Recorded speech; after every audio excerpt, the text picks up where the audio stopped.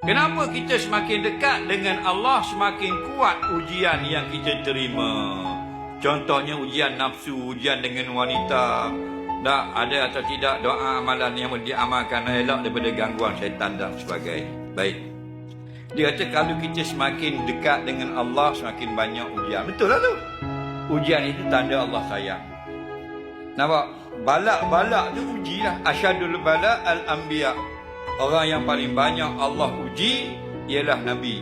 Maksud di sini Nabi ialah orang yang paling Allah sayang. Dalil paling banyak Allah uji. Faham? Kalau kita duduk diam, semua happy belaka, maka tidak ada tinggi keimanan kita.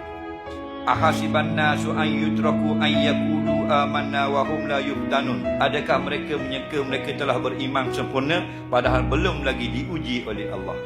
Nah, Allah uji. Pasal apa Allah uji kita? Supaya kita jadi naik grade. Lepas tu kita uji. Jabat pelajaran uji. Nah, pelajar-pelajar SPM, pelajar-pelajar diploma universiti untuk dapat yang grade paling tinggi. Nah, linabluwakum ayyukum ahsanu amala. Supaya kami test kamu, dapatlah antara kamu yang paling tinggi markah. Nah, jadi Allah nak kita jadi lebih baik. Itu je. Nah,